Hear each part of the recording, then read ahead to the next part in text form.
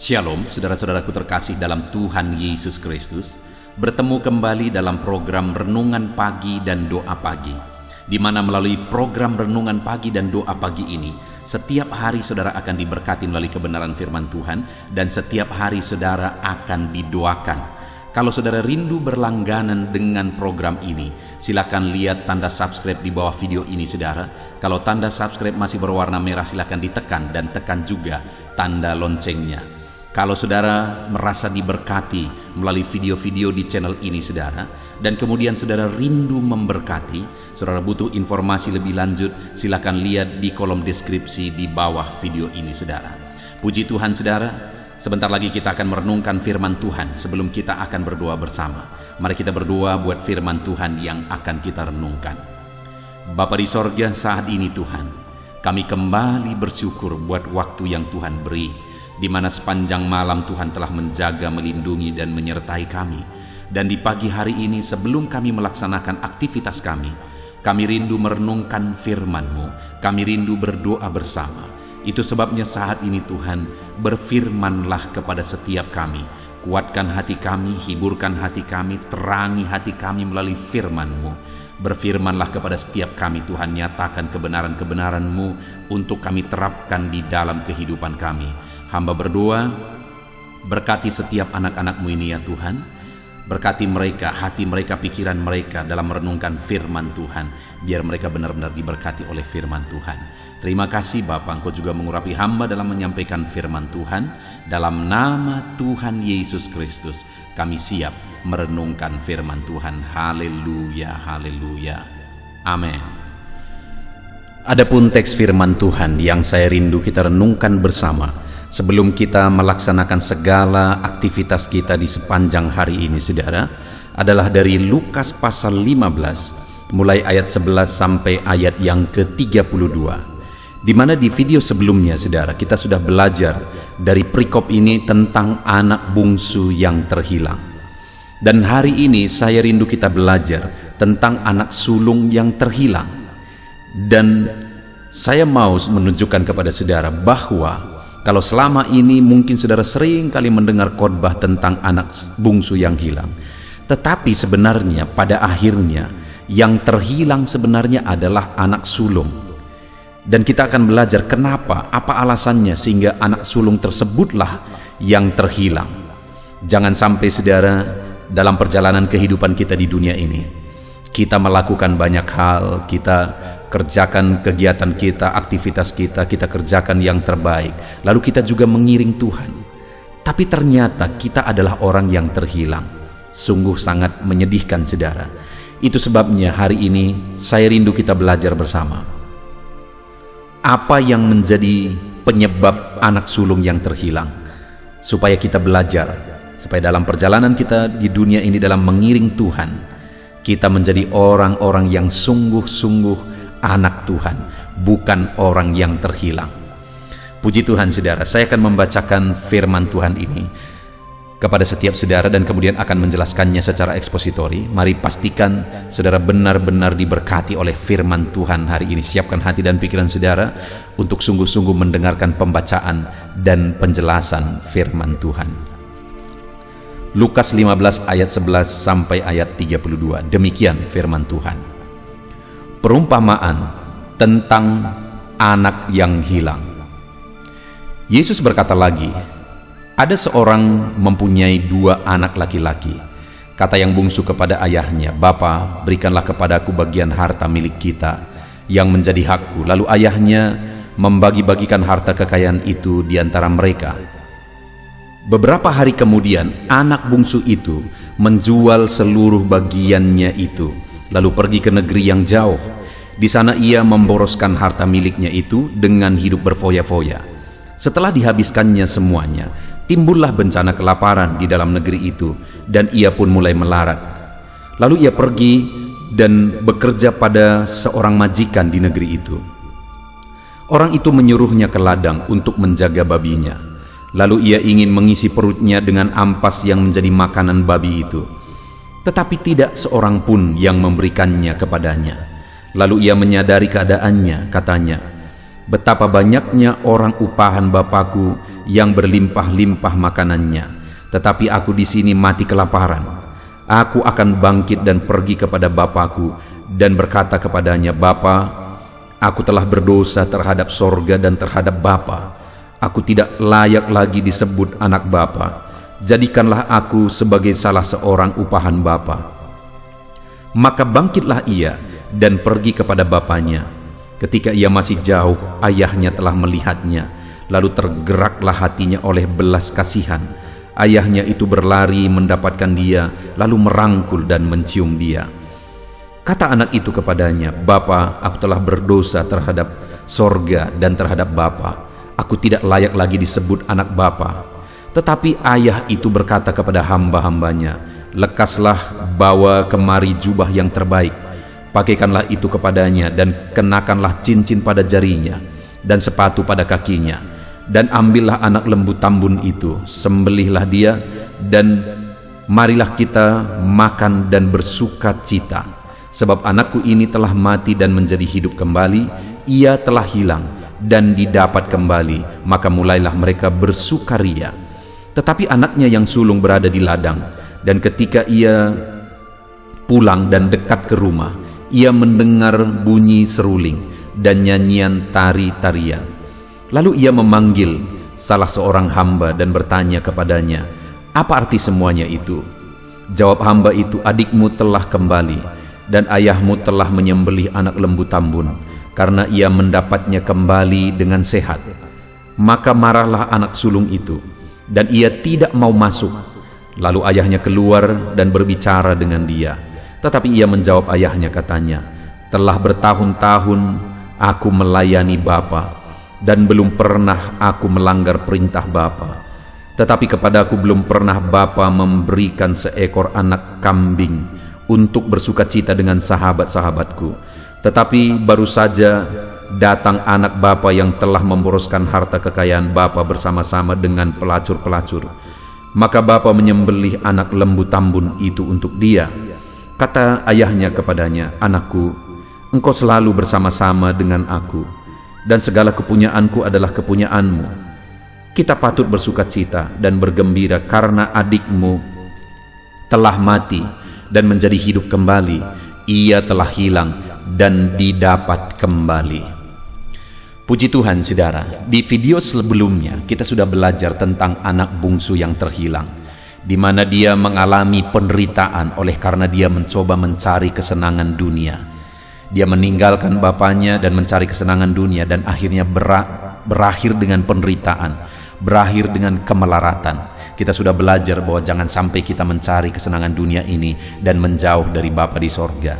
Tetapi ketika dia bertobat dan kembali, Bapanya menerima dia. Hari ini, saudara, saya ingin kita belajar tentang anak sulung yang hilang. Itulah yang jauh lebih menyedihkan.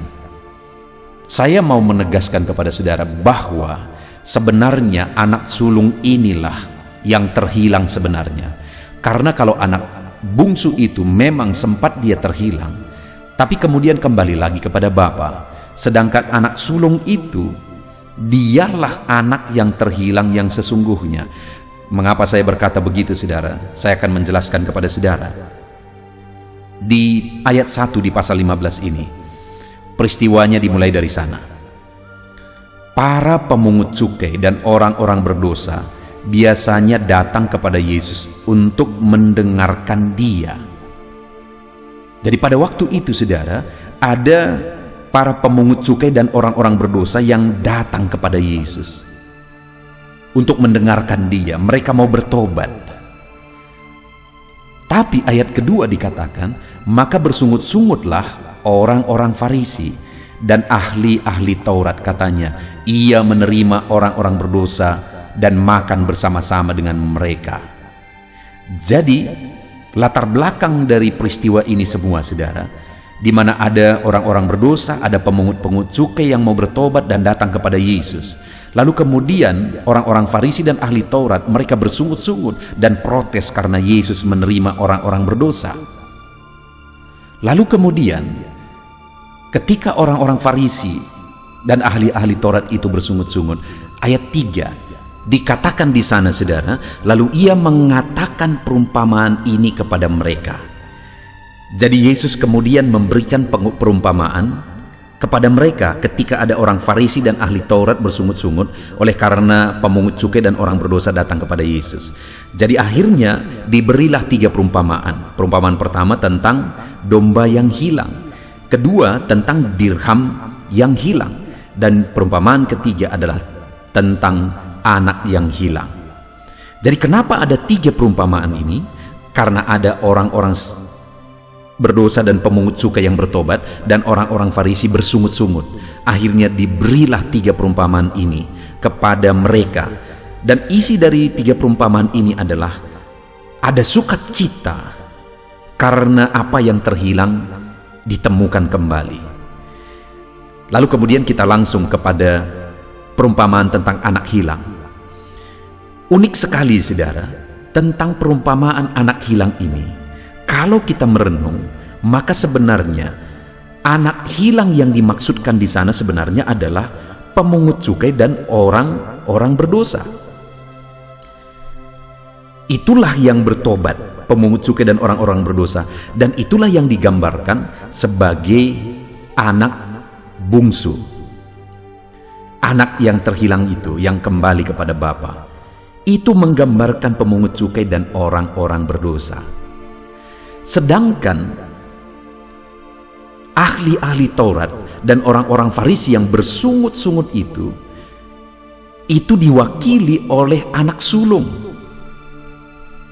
Sekali lagi, saya yakin saudara sudah mulai paham bahwa perumpamaan tentang anak terhilang itu, di mana ada anak bungsu dan anak sulung.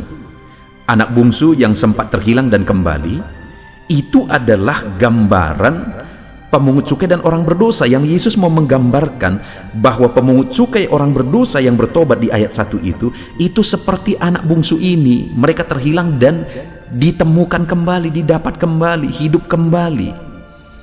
Sedangkan anak sulung yang bersungut-sungut dan marah ketika anak bungsu itu kembali, itu Yesus buat sebagai gambaran dari orang Farisi dan ahli-ahli Taurat yang bersungut-sungut ketika ada pemungut cukai dan orang-orang berdosa datang kepada Yesus. Jadi saat ini saudara sudah mulai paham ketika saya berkata bahwa sebenarnya anak sulung itulah yang benar-benar terhilang. Kalau saya buat judulnya, saudara, maka renungan ini berjudul Terhilang di Dalam Rumah. Kenapa? Karena anak sulung itu menggambarkan orang Farisi dan ahli Taurat. Mereka adalah para pelayan. Mereka adalah rohaniawan-rohaniawan. Tapi kalau kita lihat secara keseluruhan dalam perjanjian baru, mereka itulah orang terhilang. Mereka itulah yang menyalibkan Yesus. Mereka adalah orang-orang rohaniawan yang terhilang sebenarnya. Sekalipun mereka, hidup mereka selalu ada di bait Allah. Mereka dikenal sebagai orang-orang yang rohani, tetapi mereka adalah orang-orang yang terhilang, dan merekalah yang mengusulkan dan mendorong supaya Yesus disalibkan. Dan di sini anak sulung itu digambarkan sebagai orang Farisi dan ahli-ahli Taurat itu. Dan saat ini saya rindu kita merenung, saudara, jangan sampai dalam perjalanan hidup kita hidup sebagai orang Kristen, kita hidup sebagai anak Tuhan. Orang-orang berkata kita adalah anak-anak Tuhan, kita adalah orang-orang yang rajin ke gereja, setia beribadah dan sebagainya. Tetapi jangan sampai kita orang-orang terhilang di dalam rumah. Sama seperti orang Farisi, ahli Taurat itu, rohaniawan tapi sebenarnya terhilang. Jangan sampai seperti anak sulung itu, dia ada di rumah Bapa, tetapi sebenarnya dia terhilang di dalam rumah. Secara singkat, saudara, saya ingin kita belajar apa yang membuat anak sulung itu terhilang di dalam rumah. Kita lihat beberapa hal. Kita lihat ayat 28, maka marahlah anak sulung itu dan ia tidak mau masuk. Lalu ayahnya keluar dan berbicara dengan dia. Tetapi ia menjawab ayahnya, katanya, telah bertahun-tahun aku melayani Bapa dan belum pernah aku melanggar perintah Bapa. Tetapi padaku belum pernah Bapa memberikan seekor anak kambing untuk bersukacita dengan sahabat-sahabatku. Tetapi baru saja datang anak Bapa yang telah memboroskan harta kekayaan Bapa bersama-sama dengan pelacur-pelacur. Maka Bapa menyembelih anak lembu tambun itu untuk dia. Lalu lihat saudara ayat yang ke-31, apa jawaban Bapa.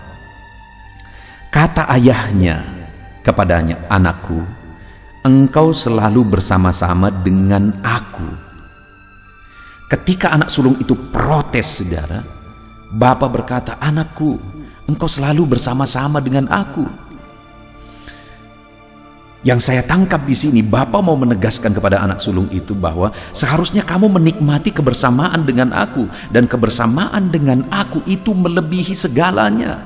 Selama ini anak bungsu itu yang telah pergi meninggalkan aku, dia telah menderita, sedangkan kamu selalu bersama-sama dengan aku.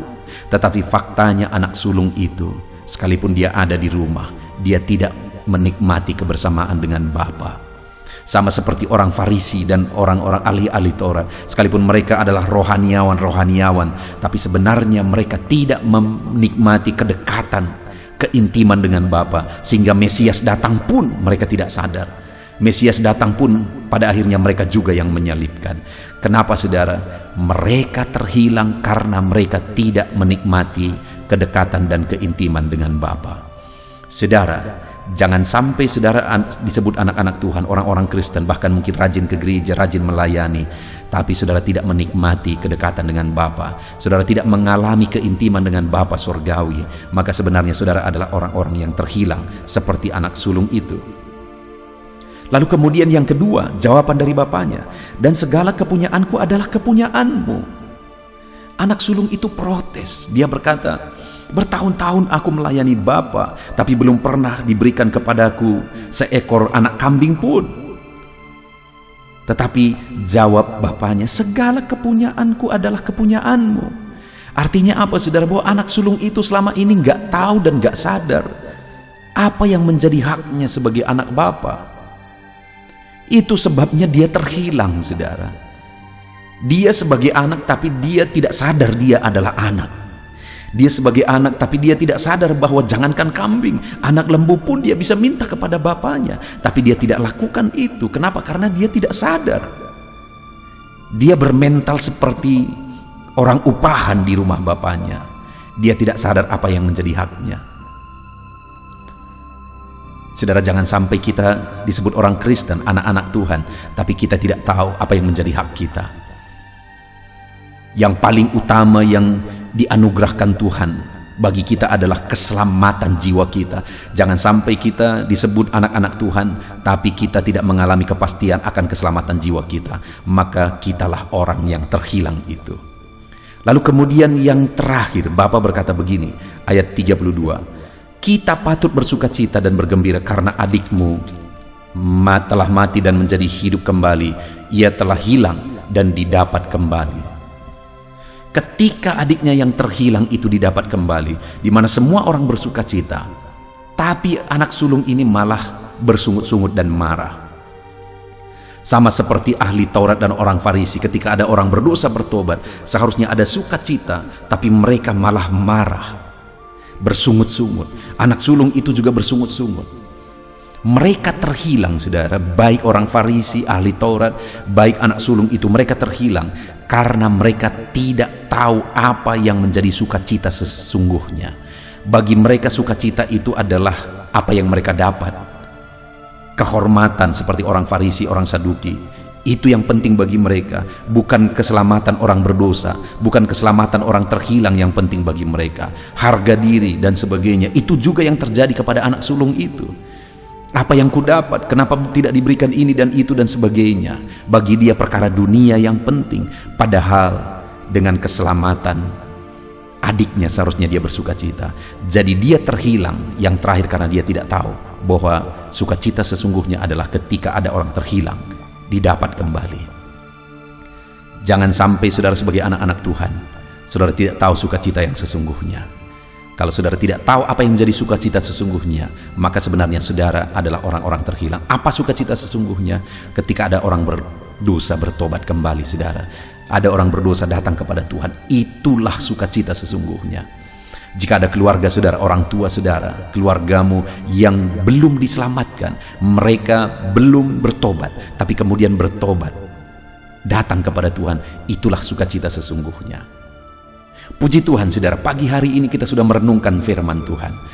Jangan sampai saudara terhilang di dalam rumah. Untuk apa kita berjuang keras? Untuk apa hari ini saudara bekerja, berbisnis dan sebagainya kalau saudara terhilang dan mati masuk neraka? Jangan sampai saudara terhilang di dalam rumah. Apa ciri-ciri orang terhilang di dalam rumah seperti orang Farisi, ahli Taurat dan anak sulung ini? Yang pertama, mereka ada di rumah Bapa, tapi mereka tidak mengalami kedekatan dan keintiman dengan Bapa. Yang kedua, mereka ada di rumah Bapa, tapi mereka tidak tahu apa yang menjadi hak mereka. Dan yang ketiga, mereka ada di rumah Bapa, tetapi mereka tidak tahu apa yang menjadi sukacita sesungguhnya, yaitu ketika ada yang terhilang diselamatkan. Puji Tuhan saudara, biarlah firman Tuhan ini memberkati saudara pagi hari ini. Biarlah setiap kita adalah anak-anak Tuhan yang sesungguhnya, bukan anak yang terhilang. Tetapi kita adalah anak-anak Tuhan yang mengalami keintiman dengan Bapa. Kita tahu apa yang menjadi hak kita sebagai anak Bapa, keselamatan jiwa kita, berkat-berkat yang Dia anugerahkan bagi kita dan sebagainya. Dan kita juga tahu bahwa sukacita yang sesungguhnya adalah ketika ada orang berdosa datang kepada Tuhan dan diselamatkan. Puji Tuhan saudara, kita akan berdoa bersama dan jadikanlah renungan ini menjadi renungan saudara di sepanjang hari ini. Jadi anak-anak Tuhan yang sejati dalam nama Tuhan Yesus. Haleluya.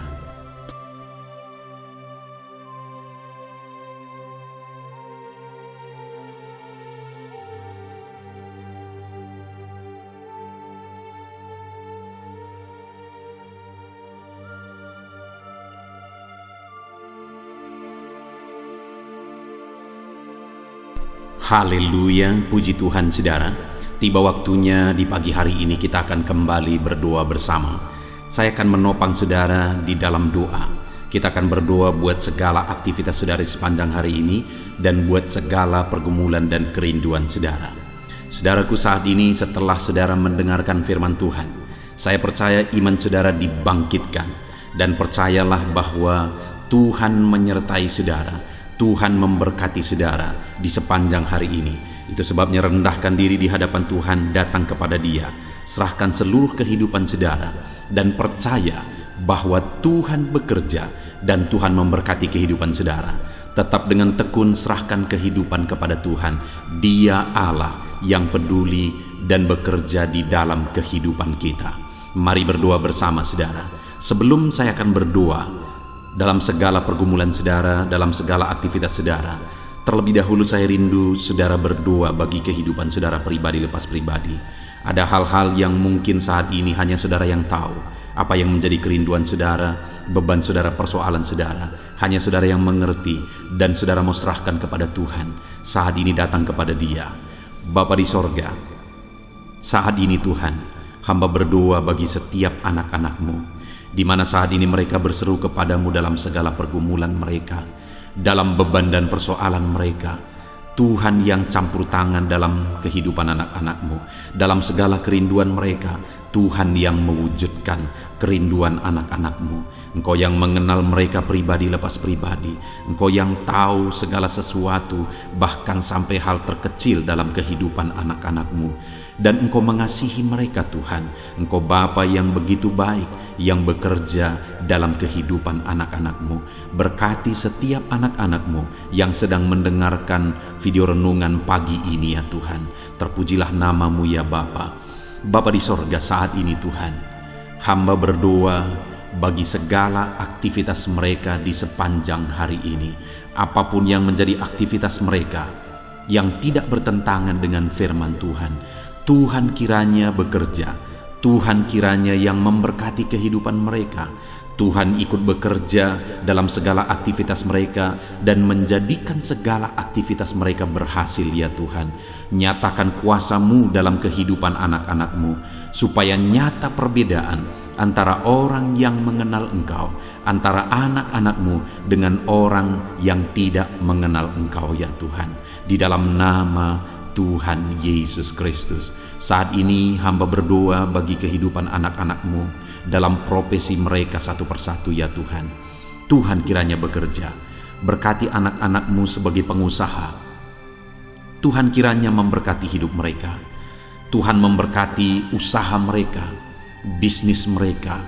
Biar campur tangan-Mu nyata di sana. Ajar anak-anak-Mu untuk menyerahkan segala usaha dan bisnis mereka ke dalam tangan-Mu ya Tuhan. Ajar mereka untuk mengandalkan Engkau dalam menjalankan usaha dan bisnis mereka. Dan biarlah Engkau bekerja dan campur tangan dalam usaha dan bisnis yang mereka kerjakan yang tidak bertentangan dengan firman-Mu. Berkati ya Tuhan, supaya ketika Engkau memberkati segala usaha dan bisnis mereka, nyata kuasa-Mu di dalam hidup mereka, sehingga hidup mereka diberkati oleh Tuhan. Bahkan bukan hanya hidup mereka, keluarga mereka diberkati oleh Tuhan ketika usaha dan bisnis mereka diberkati, tetapi mereka juga bisa menjadi berkat bagi banyak orang ya Tuhan. Bahkan mereka juga bisa menjadi berkat bagi pekerjaan Tuhan. Di dalam nama Tuhan Yesus Kristus, kiranya Engkau memberkati segala usaha dan bisnis anak-anak-Mu ya Tuhan. Di dalam nama Tuhan Yesus Kristus, berkati mereka sebagai pengusaha, biar mereka tetap takut akan Tuhan. Berikan hikmat bagi mereka, berikan inovasi yang baru bagi mereka, ajar mereka semakin kreatif dalam membawa bisnis dan usahanya semakin maju dan berkembang di hadapan Tuhan. Di dalam nama Yesus Kristus, berkati juga anak-anak-Mu sebagai karyawan ya Tuhan. Biar Engkau yang campur tangan di dalam kehidupan mereka, sehingga sebagai karyawan mereka mengerjakan yang terbaik, mereka melakukan yang terbaik sebagai anak-anak-Mu, sehingga kehidupan mereka akan menjadi berkat ya Tuhan, dan karir mereka juga akan diangkat dan diberkati oleh Tuhan. Di dalam nama Tuhan Yesus Kristus, berkati anak-anak-Mu yang berprofesi sebagai karyawan dalam nama Yesus. Berkati juga anak-anak-Mu yang berprofesi sebagai pegawai ya Tuhan, baik mereka yang PNS, baik mereka yang honoris. Tuhan memberkati mereka semua. Ajar mereka mengabdi bagi bangsa ini, ajar mereka melakukan yang terbaik, sehingga hidup mereka jadi saksi-Mu, hidup mereka jadi terang-Mu ya Tuhan. Di dalam nama Yesus Kristus, dalam nama Yesus, hamba juga berdoa, berkati para petani ya Tuhan. Bapa yang baik, mereka bekerja untuk mencukupkan segala kebutuhan, untuk mencukupkan kebutuhan pangan di bangsa ini Tuhan. Itu sebabnya berkati para petani, berkati apa yang mereka tanam dalam nama Yesus, sehingga apa yang mereka tanam bisa berhasil dan mereka bisa menuai ya Tuhan. Di dalam nama Yesus, berkati para petani dalam nama Tuhan Yesus, dalam nama Tuhan Yesus Kristus. Kami juga berdoa ya Tuhan, bagi para buruh, Engkau yang campur tangan dalam apa yang mereka kerjakan. Pembelaan-Mu, kuasa-Mu nyata bagi mereka di dalam nama Yesus. Engkau yang menyertai mereka dalam pekerjaan mereka, berikan keselamatan, perlindungan bagi mereka di dalam pekerjaan mereka. Dalam nama Tuhan Yesus Kristus, berkati juga mereka para pedagang ya Tuhan. Tuhan kiranya yang campur tangan dalam dagang mereka, sehingga mereka bisa semakin maju dan semakin berkembang, sehingga anak-anak-Mu akan menjadi saksi dalam bisnis dagang mereka. Di dalam nama Yesus Kristus, haleluya, haleluya. Bapa di sorga, saat ini Tuhan, hamba juga berdoa khusus bagi anak-anak-Mu yang mungkin masih ada dalam pengangguran oleh karena situasi dan kondisi yang ada saat ini. Dalam nama Yesus, Engkau yang membela anak-anak-Mu yang dalam pengangguran saat ini Tuhan. Engkau memberi petunjuk bagi mereka, Engkau memberi hikmat bagi mereka. Di dalam nama Tuhan Yesus Kristus, Tuhan bekerja dalam kehidupan anak-anak-Mu, sehingga mereka bisa bekerja ataupun mereka bisa membuka lapangan pekerjaan dengan hikmat yang Tuhan beri kepada mereka di dalam nama Tuhan Yesus Kristus. Bapa di sorga, saat ini Tuhan, hamba berdoa bagi anak-anak-Mu dalam profesi mereka. Mungkin ada mereka yang belum disebutkan profesi mereka saat ini, tapi hamba berdoa ya Tuhan, Engkau Allah yang lebih tahu. Berkati mereka dalam profesi mereka masing-masing di dalam nama Tuhan Yesus Kristus. Jadikan mereka menjadi berkat dimanapun mereka bekerja, dan jadikan mereka jadi terang-Mu, jadi saksi-Mu, dan berkati mereka. Nyatakan kasih karunia-Mu berlimpah di dalam kehidupan mereka ya Tuhan. Dalam nama Tuhan Yesus Kristus, haleluya. Saat ini Bapa, hamba juga berdoa bagi kesehatan anak-anak-Mu, karena dengan sehat kami bisa bekerja, Dengan sehat kami bisa melakukan sesuatu dan menghasilkan sesuatu demi kemuliaan nama-Mu. Itu sebabnya berkati kesehatan anak-anak-Mu, Tuhan, yang menjagai melindungi anak-anak-Mu ya Tuhan. Berikan daya tahan tubuh yang kuat bagi anak-anak-Mu ya Bapa. Berkati semua anak-anak-Mu, berikan kesehatan bagi mereka ya Bapa. Jika ada anak-anak-Mu yang mengalami sakit saat ini, hamba berdoa, hamba menumpangkan tangan, Tuhan yang mengerjakan kesembuhan apapun yang menjadi penyakit mereka.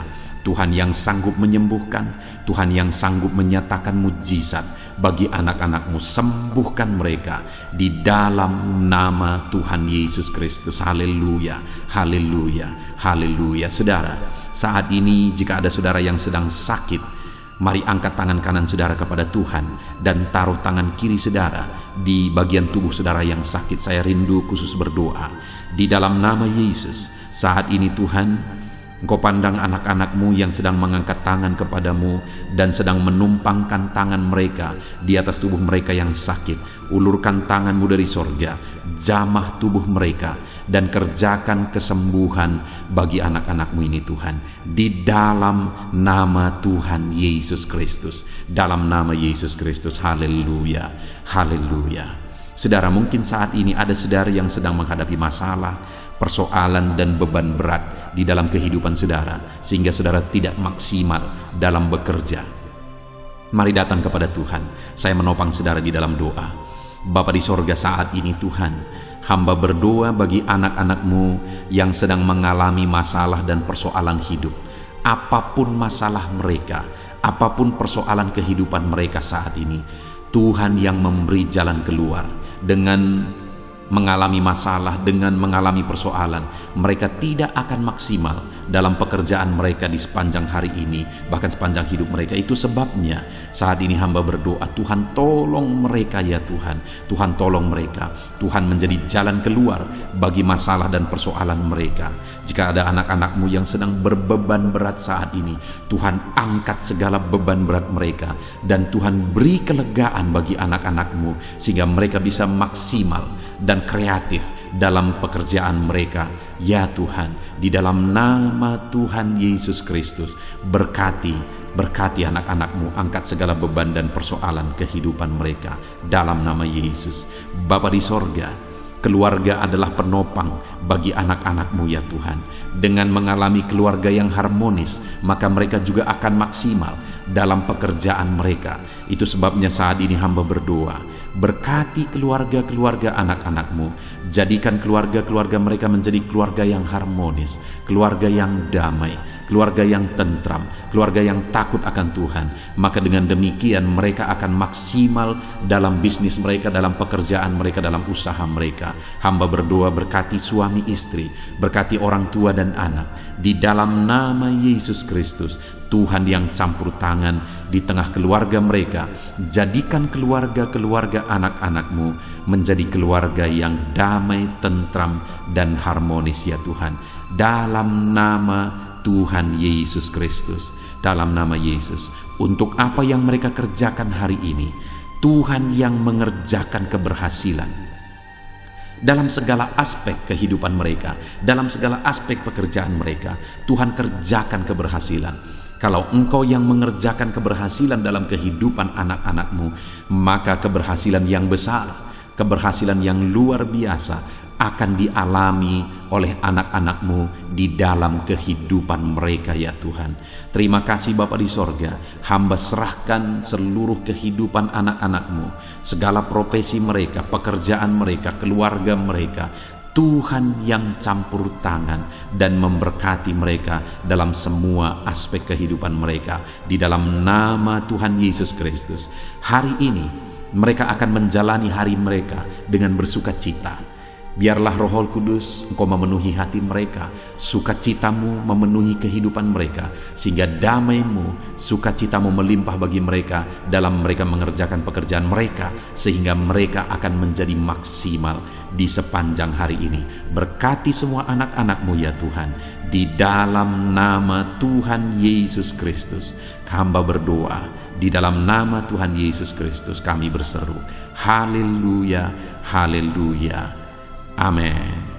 Puji Tuhan saudara, saya percaya setelah saudara mendengarkan renungan firman Tuhan dan setelah saudara didoakan pagi hari ini, saudara diberkati oleh Tuhan. Ada sukacita Tuhan yang melimpah dalam kehidupan saudara. Mari jalani hari ini saudara dengan cara yang terbaik. Lakukan yang terbaik, andalkan Tuhan di dalam kehidupan saudara. Di dalam nama Tuhan Yesus, Tuhan kiranya menyertai kehidupan saudara dan segala pekerjaan saudara, aktivitas saudara di sepanjang hari ini. Saudara, kalau saudara rindu setiap hari diberkati oleh firman Tuhan dan setiap hari didoakan, segera berlangganan dengan channel ini saudara, dengan cara lihat tanda subscribe di bawah video ini. Kalau tanda subscribe masih berwarna merah, silakan ditekan dan tekan juga tanda loncengnya. Maka dengan demikian setiap pagi saudara akan mendapatkan notifikasi ketika video baru diposting di channel ini saudara. Kalau saudara diberkati melalui channel renungan pagi ini dan saudara rindu memberkati, saudara butuh informasi lebih lanjut, silakan lihat di kolom deskripsi di bawah video ini saudara. Puji Tuhan saudara, Tuhan kiranya memberkati saudara dalam segala aktivitas saudara di sepanjang hari ini. Di dalam nama Tuhan Yesus Kristus. Haleluya, haleluya. Amin.